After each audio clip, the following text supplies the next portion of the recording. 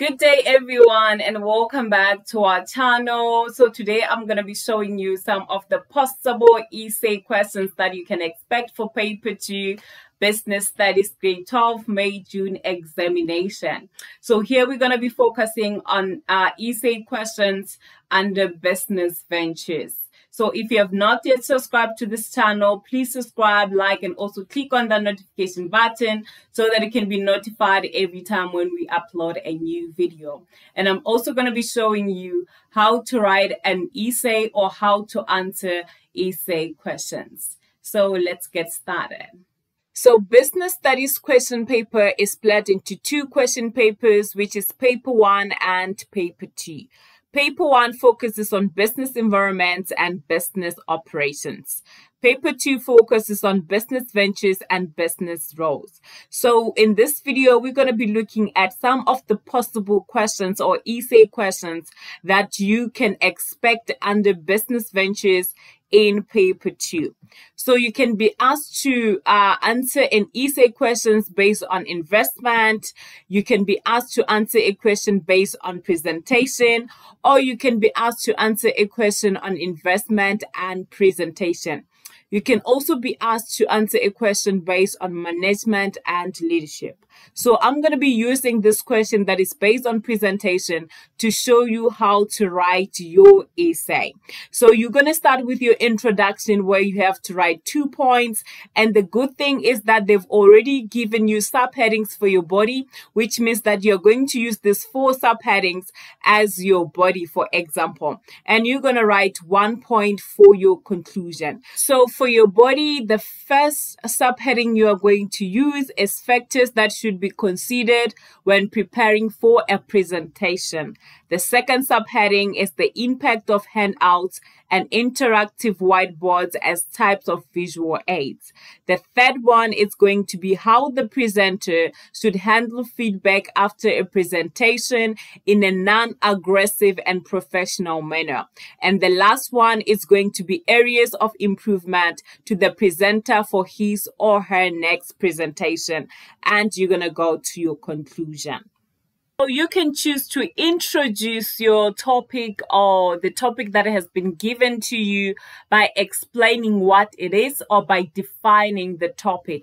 And here in introduction, you know that you have to write your 2 points so that you can get your 2 marks. So here you can choose to say that the presentation or preparing for a presentation helps the presenter to use the most appropriate content to ensure that the audience remains interested. So this means that it is very important for a presenter to prepare before going for a presentation so that he or she can also know the necessary things that they need or that he or she needs to be able to deliver the presentation successfully.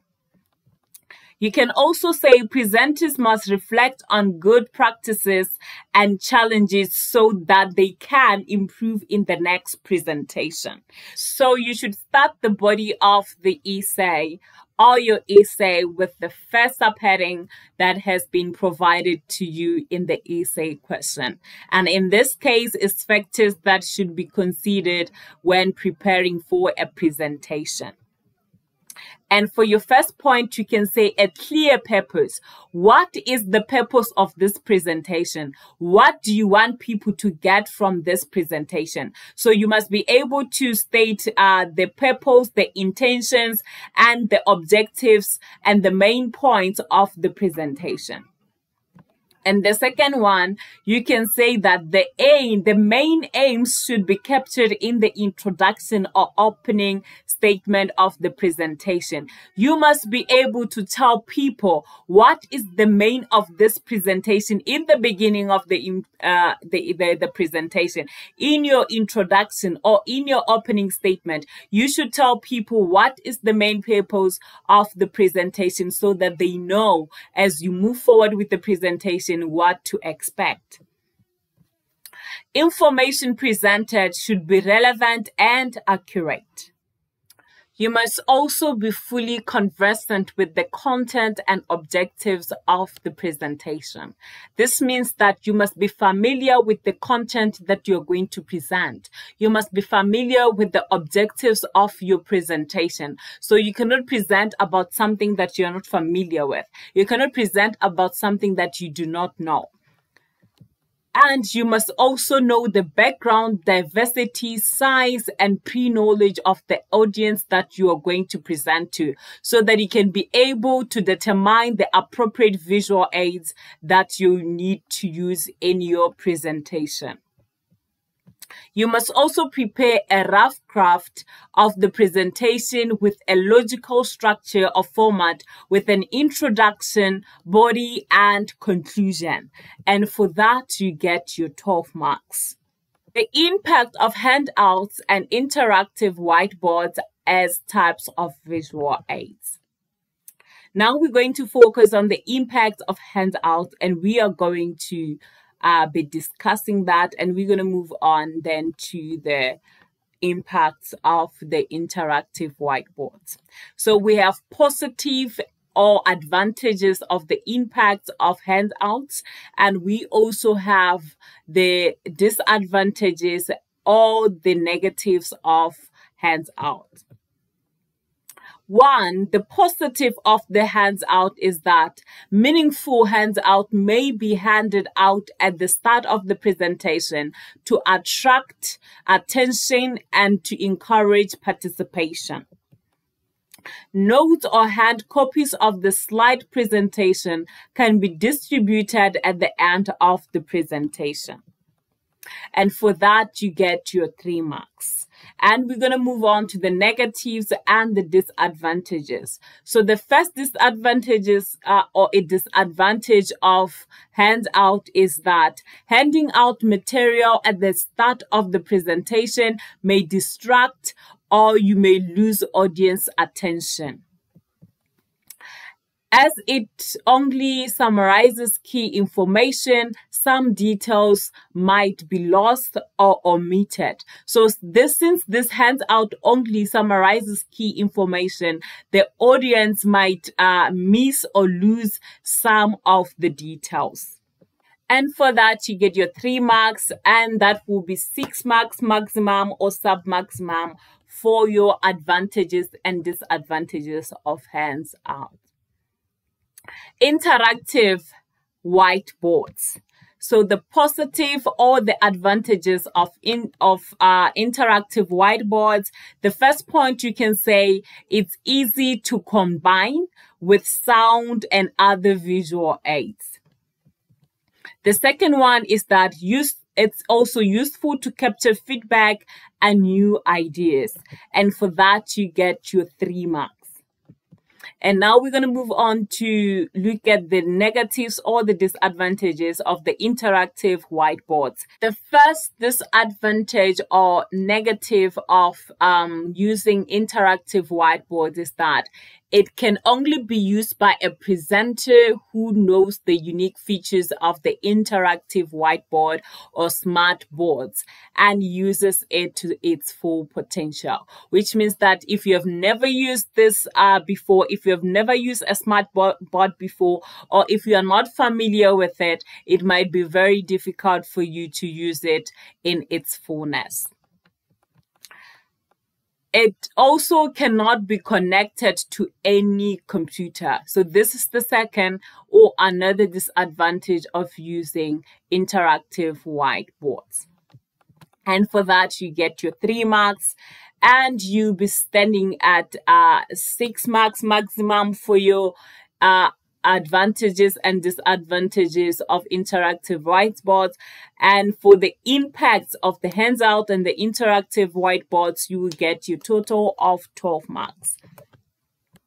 Moving on to the other subheading, which is handling feedback after a presentation in a non-aggressive and professional manner. So after your presentation, it is very great or good for a presenter to receive feedback so that they may be able to know where to improve and how they did in their presentation.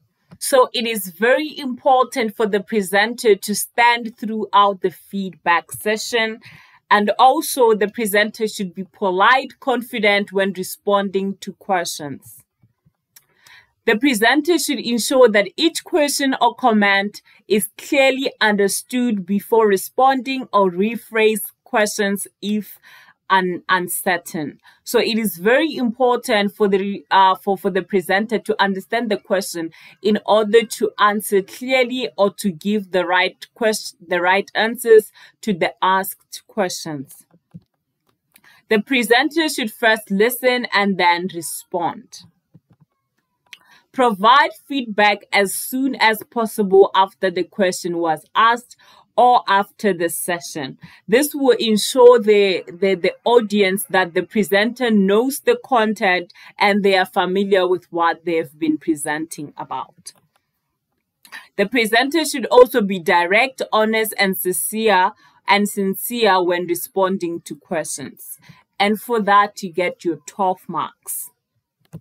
And we move on to the other subheading that has been provided to us in the essay question, which is areas of improvement for the next presentation. So when the presenter receives response or feedback from the presentation, there are areas that the presenter has to look at in order to improve for the next presentation, or there may also be things that the presenter realizes on his own or on her own during the presentation that he or she needs to improve on. So the presenter should revise the objectives that were not achieved. The presenter should also use humor appropriately. The presenter should always be prepared to update and keep the information relevant. The presenter should also reflect on any problem or criticism and avoid it in the future presentation. The presenter should also reflect on the time or length of the presentation to add or remove content. And for that, you get your 10 marks. And we move on to conclusion. And your conclusion, you just need 1 point. And with that 1 point, you get your 2 marks. And please do not repeat something that you have already mentioned in your introduction. You should not repeat anything that you have already mentioned in your body in your introduction. So for your introduction, you can say that a well-prepared presentation creates a good impression and easily captivates the audience. And for that, you get your 2 marks and you'll be standing at 32 marks maximum. So if you're still wondering where your 8 marks is, I'm going to show you where your 8 marks is so that you can be standing at your 40 marks for your essay writing. Okay, so here we have a mark allocation breakdown. So we already know that you get your 32 marks from your essay. So the 8 marks comes from layout, analysis, synthesis, and originality. So for layout, did you start your essay with an introduction? If you did, you get a mark for that. Did you end your essay with a conclusion? If you did, then you get a mark for that, and that's your 2 marks from layout. Analysis. Did you include all the subheadings that you were given in the essay? Yes, you included all the subheadings, therefore you get that 2 marks. Synthesis. Is your answer relevant to the question? Does your essay answer the question, not the topic, but the question that was asked? If that's so, then you get 2 marks from synthesis.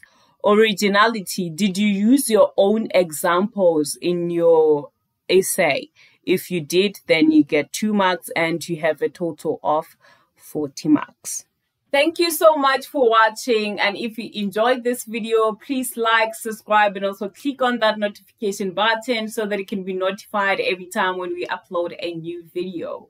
So in the next video, I'm going to be sharing with you some of the possible questions that you can expect under Business Roles, Business Studies, Grade 12 for May-June examination. Thank you so much. See you in the next video.